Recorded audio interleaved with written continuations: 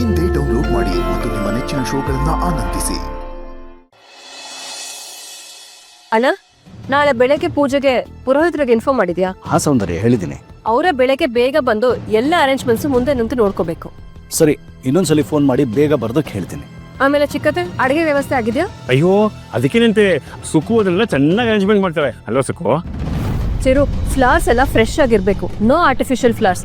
ಬೆಳಗ್ಗೆ ಬೇಗನೆ ಎದ್ದು ಯಾರಿಗಾದ್ರೂ ಫ್ಲವರ್ಸ್ ತಗೊಂಬರಕ್ ಹೇಳ್ಬಿಡು. ಅಯ್ಯೋ, ಯಾಕಮ್ಮ, ನಾನು ಸುಕ್ಕನೆ ಹೋಗ್ತೀವಿ ಬೆಳಗ್ಗೆ. ನನ್ಗೆ ಮನೆಯಲ್ಲಿ ಮಾಡೋದಕ್ಕೆ ತುಂಬಾ ಕೆಲಸ ಇದೆ. ಯಾರಾದ್ರೂ ಕೆಲಸದವ್ರನ್ನ ಕರ್ಕೊಂಡು ಹೋಗಿ. ಆಗ್ಬೋದು, ನೋ ಪ್ರಾಬ್ಲಮ್. ಯಾರಾದ್ರೂ ಹೋಗಿ, ಆದ್ರೆ ಪೂಜೆ ಮಾತ್ರ ಚೆನ್ನಾಗಿ ನಡಿಬೇಕು. ನನಗೆ ಇದು ತುಂಬಾ ಸ್ಪೆಷಲ್, ಯಾಕೆಂದ್ರೆ ರೋಹಿತ್ ಫ್ಯಾಮಿಲಿಯವರು ಬರ್ತಾ ಇದ್ದಾರೆ.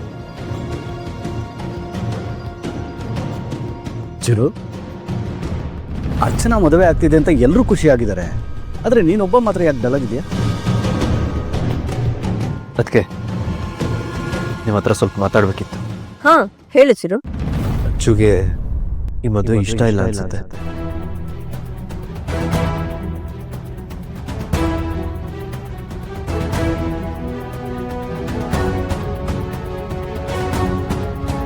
ಏನ್ ಹೇಳ್ತಾ ಇದೆ ಚಿರು? ಹೌದು, ಅದಕ್ಕೆ ಅವಳು ಮನ್ಸಿಲ್ದೆ ನಮ್ಮ ಬಲವಂತಕ್ಕೋಸ್ಕರ ಒಪ್ಕೊಂಡಿರ್ಬೋದು. ಹೌದು, ನನಗೂ ಹಾಗೆ ಅನಿಸ್ತದೆ. ಅಲ್ಲಮ್ಮ, ನಾನು ಹೇಳಿದ್ದು ಚಿರುಗೂ ಹಾಗೆ ಅನಿಸ್ತಿರ್ಬೋದು ಒಂದೇ ಅಷ್ಟೇ. ಅಲ್ಲಪ್ಪ ಚಿರು, ಅರ್ಚನಾ ಹೂ ಅಂದ್ಮೇಲೆನೆ ಸೌಂದರ್ಯ ಹುಡುಗರ ಕಡೆಯವ್ರನ್ನ ಕರ್ಸಿದ್ದು. ಅವಳು ಹುಡುಗನ ಜೊತೆ ಮಾತಾಡಿದಾಳೆ, ಬಂದು ಎಲ್ರ ಮುಂದೆ ನಾವು ಓಕೆ ಅಂತಾನೆ ಹೇಳಿದಾಳೆ. ಈಗ ನೋಡಿದ್ರೆ ಅವಳಿಗೆ ಮದ್ವೆ ಇಷ್ಟ ಇಲ್ಲ ಅಂತ ಹೇಗೆ ಹೇಳ್ತಿದೀಯಾ? ಅವಳೇನಾದ್ರೂ ನಿನ್ನ ಹತ್ರ ಬಂದು ನನ್ಗೆ ಈ ಸಂಬಂಧ ಇಷ್ಟ ಇಲ್ಲ ಅಂತ ಏನಾದ್ರೂ ಹೇಳಿದಾಳ? ಇಲ್ಲ. ಮತ್ತೆ ಅದ್ ಹೇಗಪ್ಪ ಬಲ್ವಂತಕ್ಕೋಸ್ಕರ ಅರ್ಚನಾ ಮದ್ವೆ ಆಗ್ತಿರೋದು ಅಂತ ಹೇಳ್ತಿದೀಯಾ? ನೋಡು ಚಿರು, ಅರ್ಚನನ್ ಮದ್ವೆ ಆಗ್ಬೇಕು ಅನ್ನೋದು ಮಾವನ್ ಕನ್ಸು. ಅದು ಈಗ ಈಡೇರ್ತಿದೆ. ಅವ್ರ ಆಸೆನ ನಾವ್ ಎಲ್ಲರೂ ಸೇರ್ಕೊಂಡು ಈಡೇರಿಸ್ಬೇಕು.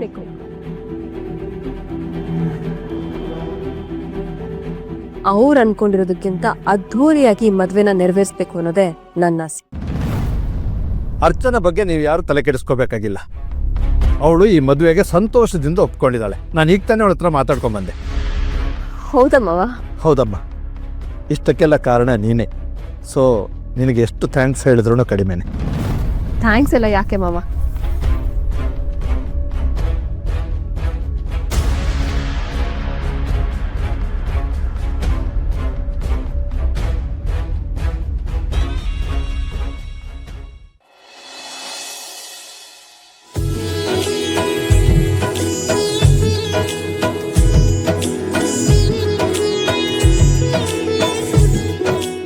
ಸುಕ್ಕು ಸುಕ್ಕು ಬಾರ ಇಲ್ಲಿ. ಯಾಕ್ರಿ, ಯಾಕೆ ಹಾಕಿ ಕಿರಿಸ್ತಾ ಇದ್ದೀರಾ?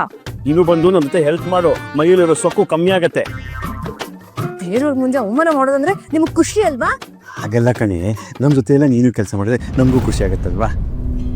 ಚಿಕ್ಕವ, ಫ್ಲವರ್ ಡೆಕೋರೇಷನ್ಗೆ ಫ್ಲವರ್ಸ್ ತರಕ್ ಹೋಗ್ತೀನಿ ಅಂತ ಹೇಳಿದ್ರೆ ನೀವ್ ಯಾಕೆ ಹೋಗ್ಲಿಲ್ಲ? ನಾ ಹೋಗ್ಬೇಕಿತ್ತ? ದೇವ್ರ ಪೂಜೆಗೆ ಫ್ಲವರ್ಸ್ ತರ್ಬೇಕು ಅಂತ ಹೇಳಿದಾಗ ನಾನೇ ಹೋಗ್ತೀನಿ ಅಂತ ನೀವೇ ಹೇಳಿದ್ರಲ್ಲ. ನಾನಾ? ಯಾವಾಗ? ನಿನ್ನೆ ನೀವೇ ಹೇಳಿದ್ರಲ್ಲ ನಾನೇ ಹೋಗಿ ಬರ್ತೀನಿ ಅಂತ.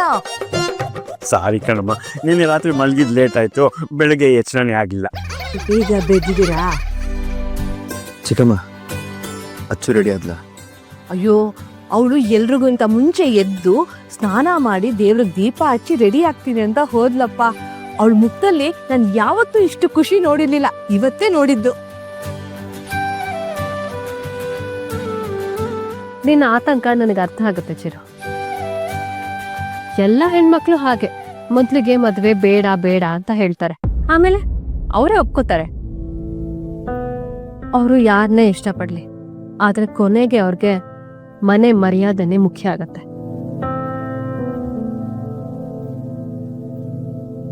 ನನಗೂ ನಿಂಥರನೇ ಅರ್ಚನನ್ ಬಗ್ಗೆ ತುಂಬಾ ಆತಂಕ ಇತ್ತು. ಎಲ್ಲಿ ನಾನ್ ನೋಡಿದ ಸಂಬಂಧನ ಒಪ್ಪಲ್ವೋ ಅಂತ.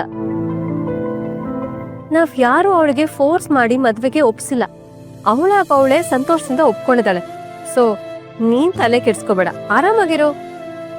ಆಯ್ತದ್ಗೆ, ನಾನು ಹೋಗಿ ಅಚ್ಚುನ್ ಮಾತಾಡ್ಸ್ಕೊಂಬರ್ತೀನಿ. ಅವಳು ಆರಾಮಾಗಿದ್ದಾಳಪ್ಪ, ನೀನ್ಯಾಕೆ ಸುಮ್ಮನೆ ತೊಂದರೆ ತಗೋತೀಯಾ? ಅಚ್ಚನ್ ಮಾತಾಡ್ಸೋದ್ರಲ್ಲಿ ನಂಗೇನ್ ತೊಂದ್ರೆ ಚಿಕ್ಕಮ್ಮ? ಹೌದು ನೀನ್ ಹೋಗಪ್ಪ.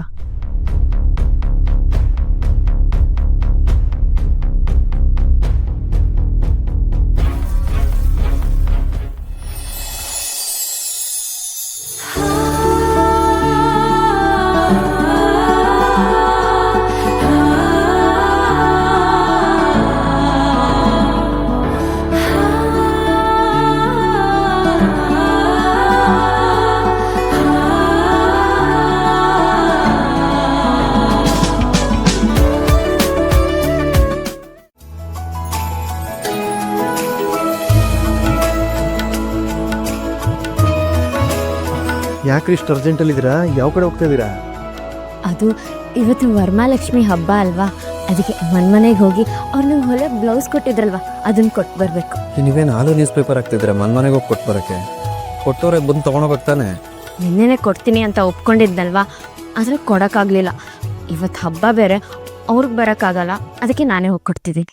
ಅವ್ರಿಗೆ ಹಬ್ಬ ಇದೆ ನಿಜ, ನಿಮ್ಗೆ ಹಬ್ಬ ಇಲ್ವಾ? ಇದೆ, ಯಾರಿಲ್ಲ ಅಂದ್ರು. ಮತ್ತು ಮನೇಲಿದ್ದು ಪೂಜೆಯಲ್ಲಿ ಪಾಲ್ಗೊಳ್ಳೋದು ಬಿಟ್ಟು ಬೇರೆಲ್ಲ ಹೊರಟಿದ್ದೀರಾ? ಹಚ್ಬಿಂಡು ಹಿಂಗೋಗಿ ಹಾಗೆ ಬಂದ್ಬಿಡ್ತೀನಿ, ಪೂಜೆಲಿ ಇದ್ದೇ ಇರ್ತೀನಿ, ನೀವು ತಲೆ ಕೆಡ್ಸ್ಕೊಬಿಡಿ. ಸರಿ, ಬೇಗ ಹೋಗಿ ಬಂದು ಹುಷಾರು. ಯಾಕೆ ಹಚ್ಬಿಂಡು, ನಾನಿಲ್ಲ ಅಂದರೆ ನಿಮ್ಮ ತಲೆನೇ ಓಡಲ್ವಾ?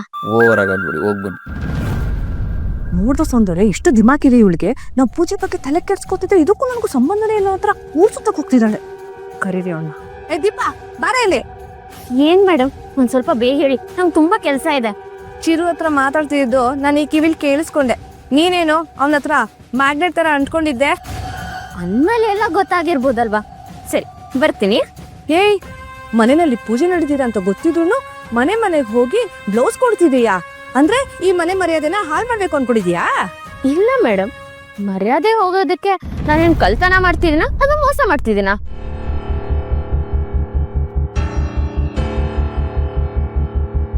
ಕಷ್ಟಪಟ್ಟು ಕಳ್ತಿರೋ ಕೆಲಸದಿಂದ 4 ರೂಪಾಯಿ ಸಂಪಾದನೆ ಮಾಡ್ತಿದ್ದೀನಿ. ಅದು ಯಾಕೆ? ಯಾರು ನಾನು ಇಟ್ಕೋಬಾರ್ದು ಅನ್ನೋದಕ್ಕೆ. ಎಷ್ಟು ಸಂಪಾದನೆ ಮಾಡ್ಬಿಡ್ತೀಯ? 1,000ನಾ 10,000ನಾ? ಅದನ್ನ ನಾನೇ ನಿನ್ ಮುಖದ ಮೇಲೆ ಬಿಸಾಕ್ತೀನಿ. ಮನೇಲೇ ಇರು.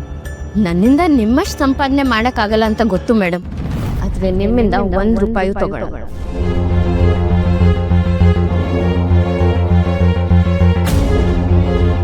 ₹1 ಆಗಲಿ 1,000 ರೂಪಾಯಿ ಆಗಲಿ ಅದನ್ನ ನಾನೇ ದುಡಿಬೇಕು, ಅದನ್ನ ಹಸ್ಬೆಂಡ್ಗೂ ಕೊಡ್ಬೇಕು. ನಿಮ್ 1 ರೂಪಾಯಿ ನಾನು ನಮ್ಮ ಮನೆಯವ್ರ ಮೇಲೆ ಇರಬಾರ್ದು, ಅದಕ್ಕೆ ಈ ಕೆಲಸ ಮಾಡ್ತೀನಿ.